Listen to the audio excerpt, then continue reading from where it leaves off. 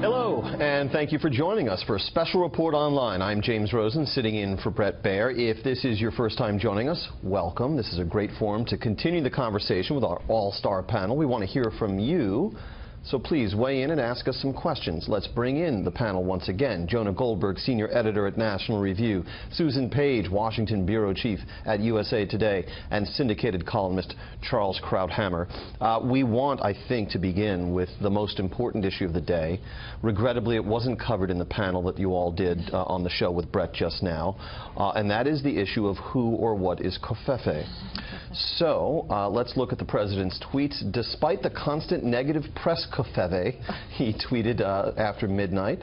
And then I guess he tweeted a second time. Do we have that one? He said, who can figure out the true meaning of covfefe? Question mark, question mark, question mark. Enjoy. That was about 6 hours later, perhaps realizing the unintelligibility of the first tweet. And then there was an exchange with Sean Spicer, the press secretary at the White House, later about this. People should be concerned that the president posted somewhat of an incoherent tweet last night and that it then stayed up for hours. No. Why did it stay up so long? Is no one watching this? The president and a small group of people know exactly what he meant. The president and a small group of people know exactly what he meant, and so now we put to the test whether anyone in that small group of people who know what the president meant is seated on this panel with me right now. Jonah.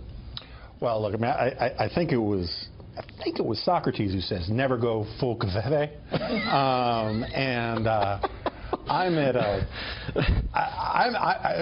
I've been polling people whether they think Sean Spicer was joking with that answer, and opinions are split. If you go to some other networks, they treat it as if it was a sort of reenactment of the great Charles Bronson movie Telephone, where Donald Trump was intentionally activating sleeper cells or something like that. I'm agnostic. I do think it was probably what the kids today call trolling, where you just sort of say stuff that deliberately is going to drive people crazy. I'm talking about Sean Spicer. Online. Yeah. I think what Sean Spicer was doing was just sort of stoking this. And if that's true, is the bully pulpit of the White House an appropriate place for that kind of conduct? No. And I think that they should. Sean Spicer says about almost every other tweet the president does, I think the tweet speaks for itself. That should have been his answer, and let people deal with it.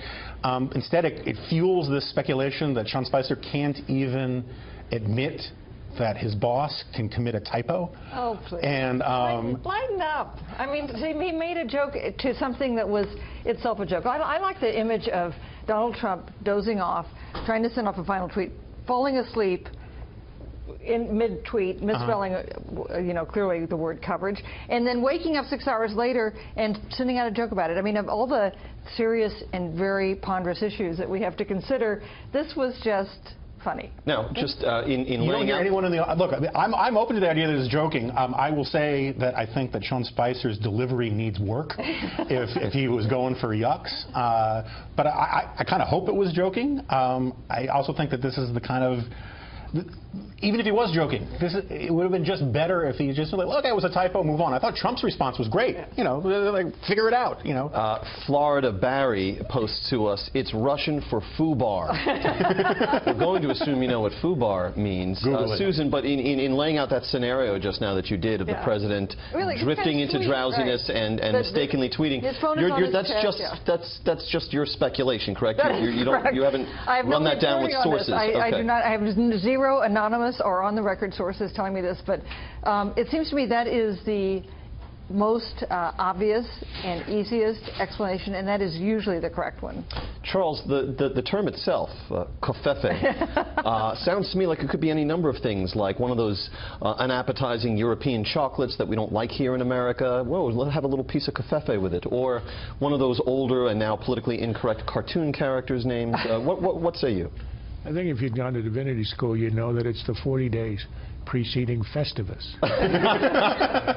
President, there's a small circle of people in the White House who celebrate that.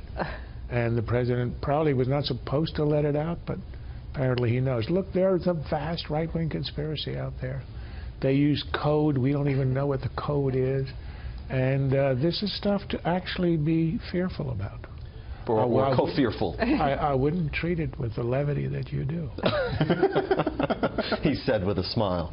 All right, let's move on to only marginally more serious things, right? First of all, Hillary Clinton's appearance at the Code Conference alongside Walt Mossberg, I believe it was, correct? Am I right about that? Where she spoke at greater length than she has before about why she thinks she lost the election. She said she takes responsibility for all of her decisions, but then very pointedly noted she doesn't think it was her decisions or conduct that cost her the election. And she also paid particular attention to the long scandal over her email server. Let's listen to what she said. The overriding issue that affected the election that I had any control over, because I had no control over the Russians. Too bad about that, but we'll talk about it, I hope, was the way that the use of my email account was turned into, the biggest scandal since Lord knows when. Now, we shouldn't imagine that Hillary Clinton, at this late stage of things, is going to be inclined to quote James Comey often, but she might have pointed to his statement on July 5 that her conduct with respect to this email server was extremely careless, I think was his exact words. He also said it was possible at that time that the establishment of that private server, in the way it was run and everything, could have exposed the Secretary of State to potential foreign hostile actor intrusion on that server. And perhaps that's why it was turned into the biggest scandal since Lord knows when. Susan? Well, it's been 6 months since the election. Elections are tough, hard-fought. A presidential election is a very painful thing to lose. We know that from all the people who have lost presidential elections before her.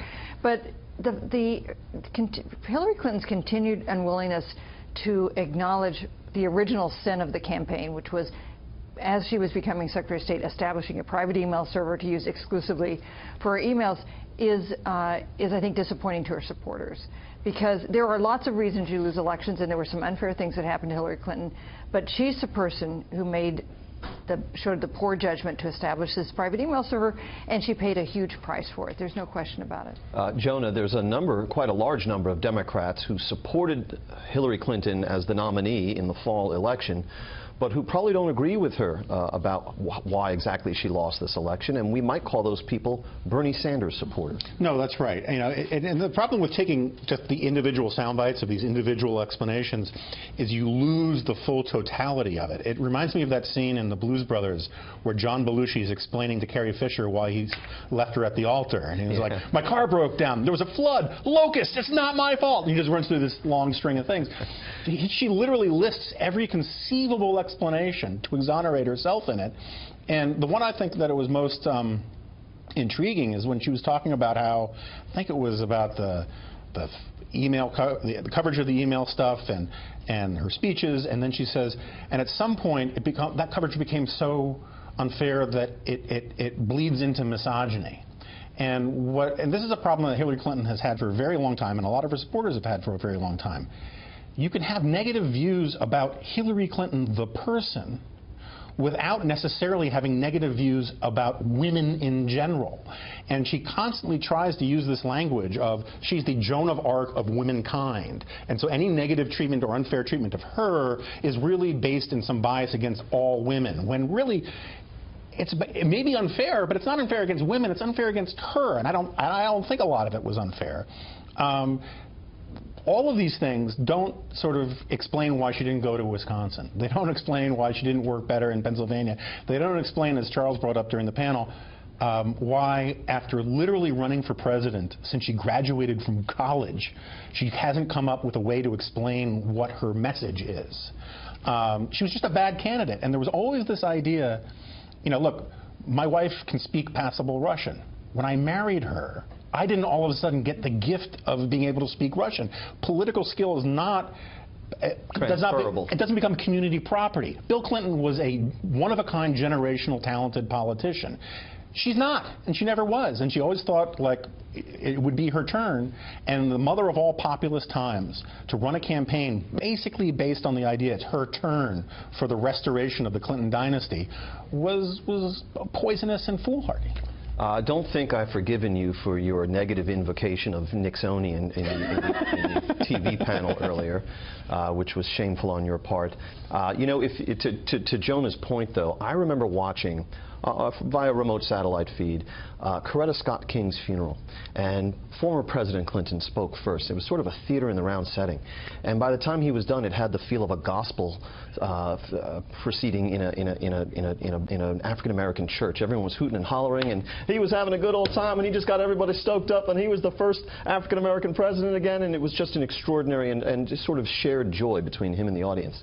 And then Hillary Clinton got up to speak, probably making the mistake of following her husband, and she spoke in a kind of very deliberate way and more or less mercilessly asphyxiated the oxygen from the room. And it spoke to the contrast in their styles and their outcomes, do you think? You know, I would say your Bill Clinton impression is pretty good, but your Hillary Clinton impression is really just terrible. Okay. All right. Hashtag terrible. Bleeds into misogyny. I agree. Oh, well, it must. Terry MD posts to us, Hillary, yet another Mrs. Macbethish acting performance of playing the victim. Trouble is she believes in her role. And so let's go to the question of Hillary Clinton's mental state, as best we can discern it. Dr. Krauthammer, the reason you are thusly addressed is because you have a degree in psychiatry. Am I correct? I am a psychiatrist, but I do not play one on TV. Because there's no way to know. I just thought I mean, I think I'm the only one on the panel who felt sympathy for her. She really is a sad figure. Yeah, I know, and I'm often criticized, how can you? Well, you know, maybe I'm just a softie at heart. After all, I was a liberal in my youth. But my objection to her performance today is linguistic. There's now a trend where everybody's using the word weaponize. It's become the newest meme.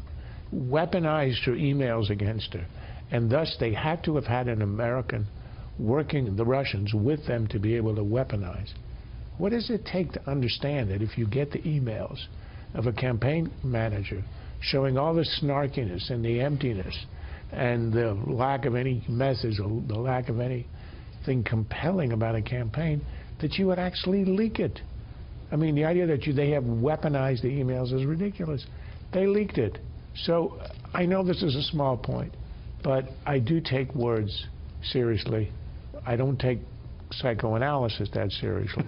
But the word offense here, I think, is a hanging one. To your point, to weaponize something is to take something which was innocuous and not capable of being used as a weapon and somehow modify it so that it can, in fact, be used for that purpose. Yeah. The emails were already loaded with ammunition, right, in a sense. Although I don't think the emails were, the content of the emails themselves didn't seem to me to be so terrible. It was the kind of the fact of the emails, and it was the use of the server, and it all became kind of bigger than its parts. It seemed to me, and they never really effectively answered that. And I'll tell you one question that came up in my mind watching Hillary Clinton talking at this conference was, what is her agenda in coming out at this point in making this case? Is it to restore her reputation? Does she think does she have political ambitions for the future? Why is it simply to vent? Or is it simply to vent? If she does, then she really does need my professional services. Have ambitions for a future. You know, it's possible. I think it's unbelievably unlikely. And I think it would be sort of in keeping with the grandiosity that she has displayed. I think. Who says you're averse to psychoanalyzing on the air? Grandiosity. Well, grandiosity is a layman's term. I'm not using in the DSM-5 meaning of it. You know, since college, she's always thought of herself as sort of deserving of the ultimate prize. Her husband earned it because he was a charming rogue, one of the great politicians of our time. As you described the ceremony at Coretta Scott King's funeral, it's sort of unfair to compare anybody to Bill Clinton. Probably Obama's the only one in his league as a kind of political talent. She wasn't even a mediocre political talent.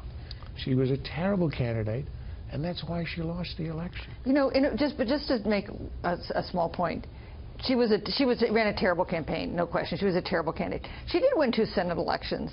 And she did serve as secretary. I mean, she did have real achievements. We shouldn't cast her in a totally negative light. And she had, and 3 million more people voted for her than voted for Donald Trump. So we shouldn't forget that in the discussion of Hillary Clinton. Fair enough. She still lost to one of the more, shall we say, unusual, and I would argue one of the weaker candidates that Republicans had to offer, who was continually getting himself in trouble, who got into a 2-week spat with Gold Star parents. I mean, this is sort of... And the Pope. So Nan with a plan. Nan with a plan posed to us. Weaponize is the new optics.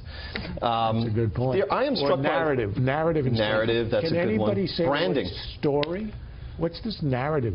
So, Susan, one parallel that I'm struck by is that during the campaign, when the Democratic side of things was beset by these leaks of emails, and it wasn't just the emails pouring out of Hillary Clinton's private server, it was also the emails exchanged among top officials at the DNC and then Hillary Clinton's campaign manager, right? The 3 giant sets of emails, all of them loaded with rather interesting material. At the time, the Clinton forces said, in essence, you shouldn't be focused on the substance of these things. You should be focused on the outrageous intervention and the leakage of them. And I'm struck by now how we have the Trump administration, in essence, saying you shouldn't be focused on the substance of the leaks against this administration, but the outrageous fact that they're being leaked. Yeah. This is classified material and so on. Is there a parallel there? The parallel is that neither strategy is going to have any effect. No one's going to pay. People brushed aside the argument by the Clinton campaign that we shouldn't even report on the emails because they were represented such an outrageous thing. And believe me, no one's going to be declined to pursue the Russia story with the Trump campaign because of the White House complaints about it. The lesson of that parallel is that hypocrisy is literally in the air in Washington. The minute you cross the Beltway and you enter, there should be a giant sign from the FDA. Beware, the air in this city will turn you into a hypocrite within an hour. There's no principle involved here. If your side is at the receiving end of leaks, you complain about leaks. If your side is on the attacking side of leaks, that's not the real story. The real story is what's in the leaks. And this is, I mean, if anybody's been here for a week understands that that's the coin of the realm. In Washington, there's hypocrisy, and it's not even noticed. And we should note, just for the record, that James, by asking this question, is eliding over the fact that he lives off of that coin of the realm. Which coin?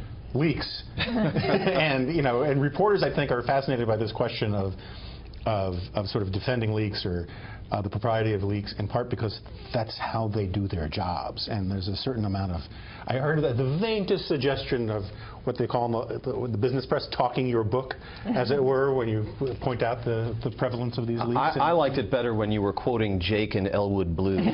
So, C.C. Walla posts to us, Trump won because the Founding Fathers didn't want one section of the country to rule over the entire country. I gather that's a reference to the disparity in the popular vote that Susan mentioned. Right. Let's move briefly to the story that I reported on at the top of Special Report tonight at 6 p.m. Eastern Time, which had to do with the issuance of subpoenas by the House Intelligence Committee.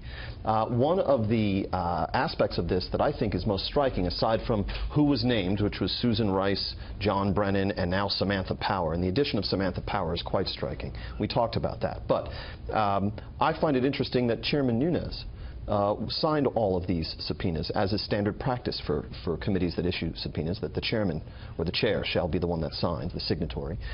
He had stepped aside from the Russia angle of his panel's investigation back in April, after the House Ethics Committee agreed to review his handling of classified information at one point. He's still waiting for a hearing on that, but he maintains he never recused himself. He just stepped aside, and that he is the active chairman of the panel, and that he is actively running the unmasking slice of things. We heard from Congressman Adam Schiff, the ranking Democrat on the House Intelligence Committee today, who said, in essence, that those 3 subpoenas on the unmasking activity meant to FBI, CIA, and NSA, mentioning Rice, Brennan, and Power, were, in essence, really not endorsed by the Democratic half or the Democratic side of the aisle there. Susan. Did Congressman Schiff object to the idea that Chairman Nunes was involved in the unmasking side of this investigation? So this is reporting from Chad Pergram, our ace congressional producer who knows the Hill better than anyone. He writes that a senior House Intelligence Committee aide said, if the reports are accurate, the subpoenas related to the unmasking issue would have been sent by Chairman Nunes acting separately from the committee's Russia investigation. This action would have been taken without the minority's agreement. Any prior request for information would have been undertaken without the minority's knowledge. But yes, privately, I am given to understanding that the Democrats are grumbling that Nunes is involved to the degree he is. Well, I think it is surprising because because of his behavior that raised questions about his handling of classified material, and also whether he accurately conveyed how he got the material that he then talked about, raised questions about his judgment in this area. So I'm surprised that he's back even on the. And I realize the unmasking track is a little different, distinct from the Russia meddling track, but they're related. So I'm surprised to hear this. We should point out, by the way, I'll come right to you, Charles, that Judicial Watch has asked the House Ethics Committee to undertake a similar investigation of the handling of classified information by Representative Schiff himself and by Representative Speer, who are also members of another member of the Intelligence Committee, for their discussion of information, allegedly classified information in news conference settings. And so far, the House Ethics Committee has taken a lot longer to announce whether it's going to take up those investigations than it did the Nunes matter. And the simple fact is that people who cover the Hill know that the House Ethics Committee, its actual members, really don't even have the security clearances necessary to examine these kinds of allegations, whether it's of Republicans or Democrats. Charles. I think this is a snake swallowing its tail. We're going around and around into, we're getting so deep into these investigations of leaks of investigations, you don't know where it's going to stop. But I must say that my problem here is, again, a Jesuitical linguistic complaint, which is if Nunes did not recuse himself but said he would step aside, aren't those the same thing? Well, no, he makes a distinction that a recusal is a formal technical term of art with certain legal implications, and that stepping aside from one sliver of the investigation has different implications. Well, it sounds like he's recusing himself when he steps aside. But nonetheless, I still am obsessed with the word weaponized. I think we should. I'm still obsessed with covfefe, to be honest. Jonah, did you want to weigh in on the issuance of these indictments? Yeah, Excuse me, I said indictments. I meant subpoenas. I correct myself fully hereby. Yeah. Subpoenas. Dodge that bullet. I think it's interesting. I think as an inside baseball kind of thing, the grumbling from the Democrats is interesting. We'll see where that goes.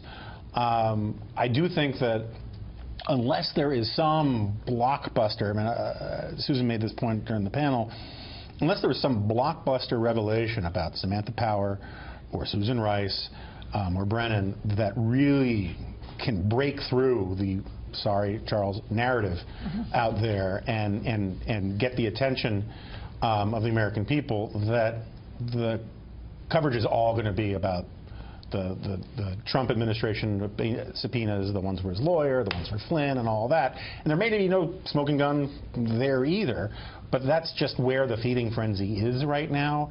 And in order to sort of break us out of that, it would require finding out something not only really important, but also really understandable. And part of the problem about trying to talk about weaponizing language, unmasking is different than revealing names. You know, it's a technical term of art inside, and it gets very, very complicated and very hard to break through. The one rejoinder to what you're saying, though, it seems to me, is that in the case of the unmasking, it seems to be the only palpable crime that's yet been established, which was the unmasking of Flynn's name and the apparently and the leaking of that classified data to the news media.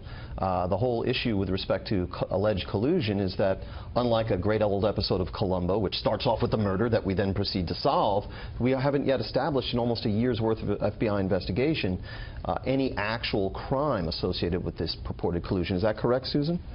We're still in the early stages of this investigation, and we've had this flood of leaks, really, I think, unprecedented in my time in Washington, how leaky this town has become. One thing we do know from the situation with the House Intelligence Committee is the idea that this was going to be some kind of bipartisan inquiry, which was perhaps never actually believed in town, but the idea that that is something that could happen, I think, sounds like it is eroding fast. The Senate Intelligence Committee, which is proceeding with less public controversy, though, looks like it may be pretty bipartisan, at least at the moment, and will be tested, I think, with former Director Comey testifying probably next week. Just one point on the leakiness of Washington right now. I think that in some ways is the best argument in defense of the Trump administration and the charges of collusion. Every single damning thing you can imagine leaks within minutes for the last 6 months or whatever, and yet nothing has leaked about the actual substance of these charges. Of the collusion. Of the charge of collusion. And if there was some concrete evidence of that, you would think, you know, these deep state rogues they're trying to undo an election that everyone keeps talking about would leak some of it. And yet it just strikes me as very strange that that's the one thing everyone agrees to keep really secret. It's kind of proving a negative, but you know, you would think it would come out if there were found something. It's salient by its omission, in essence. Charles, you have about 20 seconds. Well, this has, I think, become, to our frustration, but it seems to me unique. It's the cover-up in search of a crime. Trump says there's nothing here. So far, there's no evidence of anything here, but he's been acting as if there's everything there. And that's the reason that it keeps on going. In the sense, you can say, the narrative has been weaponized and the optics are terrible. Terrible, of course, is a legal term of art as well. All right, thank you, Jonah, Susan, and Charles, and thanks to all of you who tuned in for this reemergence of Special Report Online. I'm James Rosen, sitting in for Bret Baier. Bret's back in the Special Report chair tomorrow, and you won't want to miss him at 6 p.m. Eastern Time. Take care.